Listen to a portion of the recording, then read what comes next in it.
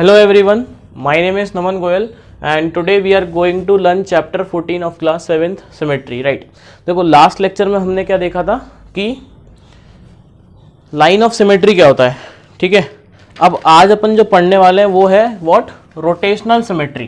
क्या है वो? Rotational symmetry. अगर मैं किसी भी फिगर को रोटेट कर रहा हूँ, रोटेशनल इज फॉर रोटेट करना है ना, घुमाना, ठीक है, रोटेट करना। तो पहले डेफिनेशन लिखते हैं। when an object rotates, its shape and size do not change.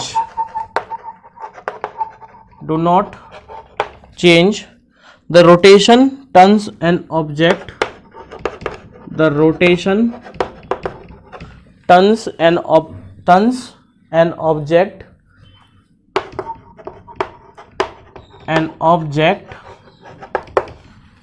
About a fixed point, ठीक है। देखो ये क्या बोल रहा है, पहले रोटेशनल सिमेट्री का मतलब बता देते हैं आपको कि रोटेशनल सिमेट्री में ये क्या बोल रहा है कि अगर आप किसी भी एक ऑब्जेक्ट को रोटेट करते हो, घुमाते हो, और उसका शेप और साइज नहीं बदल रहा, do not change, shape as well as size is not change, do not change, तो वो क्या होता है, रोटेशनल सिमेट्री कहलाता है।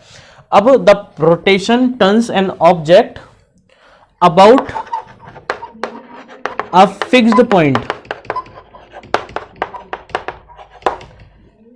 The fixed point is not known as centre of rotation. अच्छा, अगर आप किसी चीज को रोटेट कर रहे हो तो एक पॉइंट के रेस्पेक्ट में करोगे, ठीक बात, तो आपको क्या दिखेगा कि उस पॉइंट को अपन बोलते हैं centre of rotation. The fixed point about a fixed point, the fixed point is the fixed point is the centre of rotation. क्या होता है वो, जिस पॉइंट के अबाउट रोटेट कर रहे हो उसको अपन बोलते हैं सेंटर ऑफ रोटेशन। और जितने एंगल से रोटेट कर रहे हो, द एंगल ऑफ टर्निंग, जितने एंगल से आप रोटेट कर रहे हो उसको अपन बोलते हैं एंगल ऑफ रोटेशन। तो अपन बोलेंगे नेक्स्ट पॉइंट, अपन क्या बोलेंगे, एंगल ऑफ टर्निंग ड्यूरिंग, तो angle of turning during rotation is called angle of rotation, during rotation is called angle of rotation.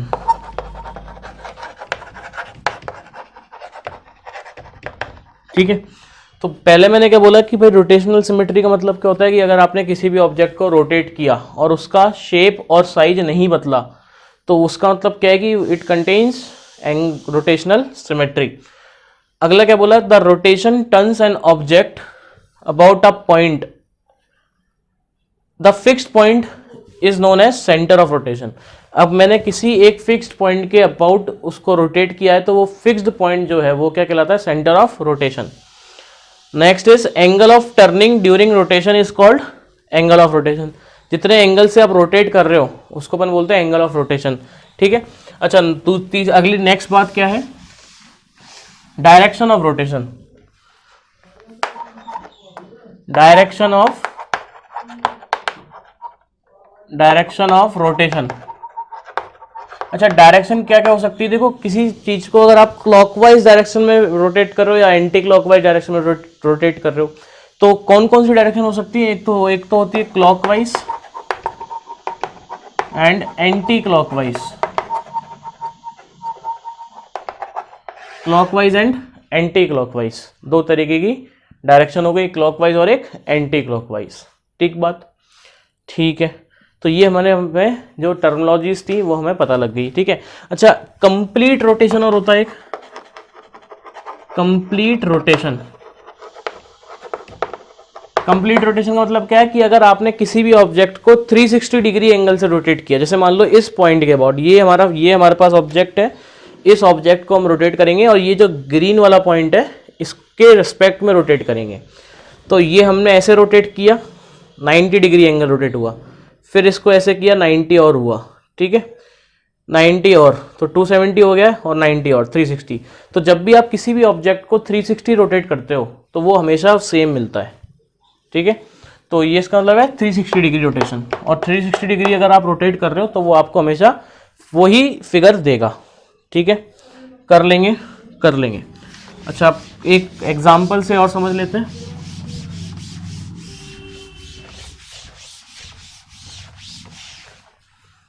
ठीक है,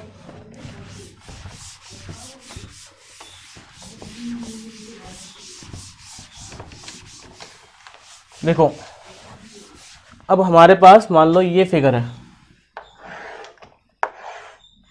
ठीक है, ये ऐसा फिगर है, ठीक है। ये हमारे पास फिगर था, इस पॉइंट को हमने ए बोल दिया था, ठीक है। इस पॉइंट को हमने क्या बोला, ए बोला है, ठीक है। इस पॉइंट को हमने बी बोला है, इसको सी बोला है, इसको डी बोला है, ठीक बात। तो ये हमारे पास ऐसा एक पॉइंट दिया हुआ था, राइट, कोई दिक्कत नहीं है। अब देखो ध्यान से, मैंने क्या किया, इसको इस डायरेक्शन में रोटेट कर रहा हूँ, एंटी क्लॉकवाइज डायरेक्शन में रोटेट कर रहा हूँ इस पॉइंट के अबाउट। ये पॉइंट क्या है हमारे पास, सेंटर ऑफ रोटेशन, ठीक है। तो पहले मैंने क्या किया, 90 डिग्री से रोटेट किया।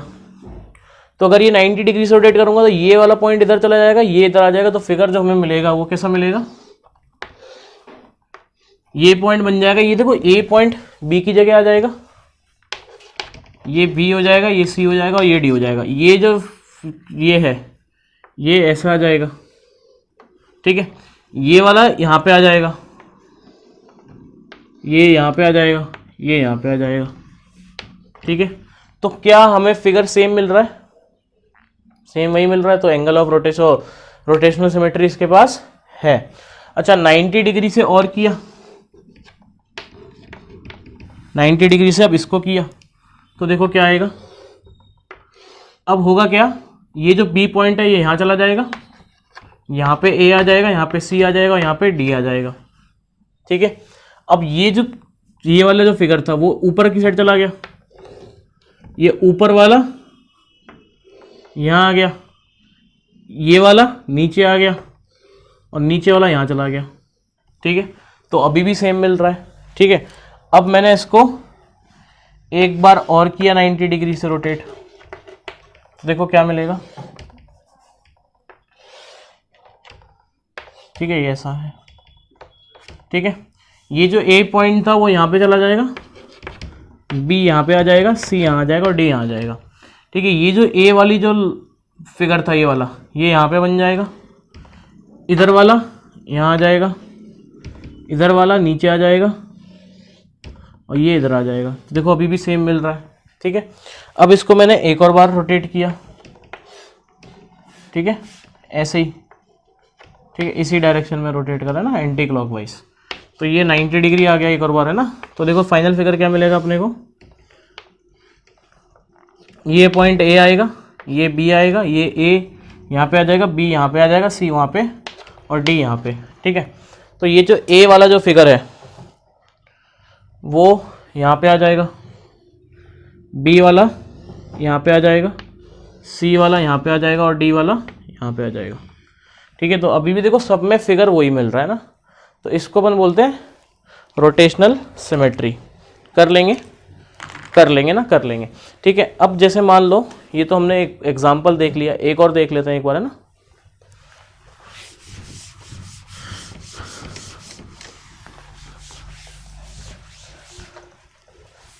ठीक है, ये हमें दिया हुआ था।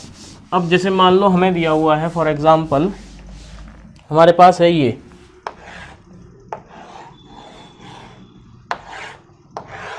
P पॉइंट है ना, ये हमारा फिक्स पॉइंट है जिसके बाद हम इसको रोटेट करेंगे, ठीक है। तो पहले इसको 90 डिग्री यहाँ पे रोटेट किया, ठीक है। तो देखो इस बनेगा अभी भी ये स्क्वायर ही, ये जो P पॉइंट होगा ये फिक्स पॉइंट है, ये जो P पॉइंट होगा वो यहाँ पे आ जाएगा, ठीक है। अब हमने इसको 90 डिग्री और किया रोटेट, ठीक है। तो ये जो हमारे पास है फिगर ऐसा ही रहेगा, ये जो P पॉइंट है वो यहाँ पे आ जाएगा अब, ठीक है। अब इसको एक और बार किया 90 डिग्री, तो ये जो P पॉइंट है वो यहाँ आ जाएगा। अब एक और बार करेंगे तो वो ही मिल जाएगा अपने को, ठीक है। तो ये होता है हमारे पास रोटेशनल सिमेट्री का कंसेप्ट, कर लेंगे, ठीक है। ठीक है, इसी के साथ आज के लेक्चर में इतना ही काफ़ी है। नेक्स्ट लेक्चर में अपन जो हमने लाइन सिमेट्री पढ़ा है और जो हमने रोटेशनल सिमेट्री पढ़ा है उन दोनों को एक साथ देखेंगे कि कैसे अपन उसको इंटरप्रेट कर सकते हैं, ठीक है। तो जब तक के लिए पढ़ते रहें, मिलते हैं नेक्स्ट लेक्चर में। Thank you so much.